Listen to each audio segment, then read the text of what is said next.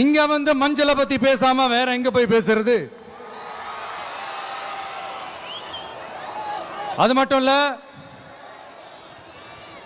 இங்க ஒரு மகத்தான ஒரு மனிதரை பத்தி நம்ம பேசியே ஆகணும். இந்த ஈரோடு மண் விவசாயத்துக்கும் பேர் போன மண்.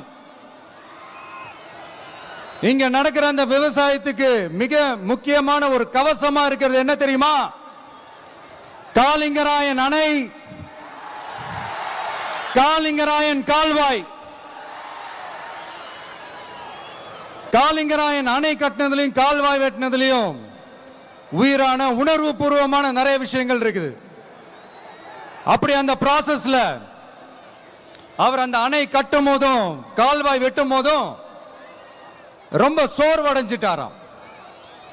அப்ப அவங்க அம்மா அதை பார்த்துட்டு சொன்னாங்களாம், மகனே காளிங்கா, தயிர் வித்த காசு தாழ்வாரம் வரைக்கும் இருக்குது, மோர் வித்த காசு முகுடம் வரைக்கும் இருக்குது, அதை எடுத்துக்கிட்டு போய் அணைய கட்டியா கால்வாய வெட்டியான்னு சொல்லி தைரியம் கொடுத்தாங்களா? பெத்த அம்மா கொடுக்கிற அந்த தைரியம் இருக்கு பாருங்க, அதை தாண்டி வேற எதுவுமே கிடையாதுங்க. ஒரு மனுஷனால எதையும் சாதிச்சு காட்ட முடியும்.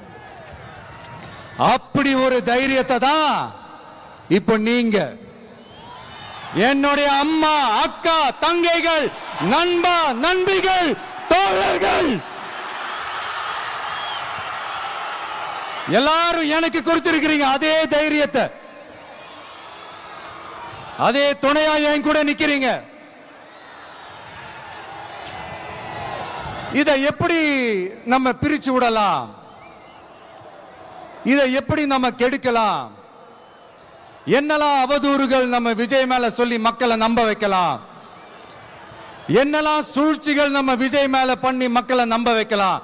இப்படி சூழ்ச்சிகளை மட்டுமே நம்பி பொழப்ப நடத்துற சில சூழ்ச்சிக்கார கூட்டங்கள் இதை தொடர்ந்து செஞ்சுக்கிட்டு தான் இருக்கு. ஆனா அவங்களுக்கு தெரியாது, இது இன்னைக்கு நேத்து வந்த உறவு இல்ல. கிட்டத்தட்ட 30-33 வருஷத்துக்கு மேல இருக்கிற உறவு.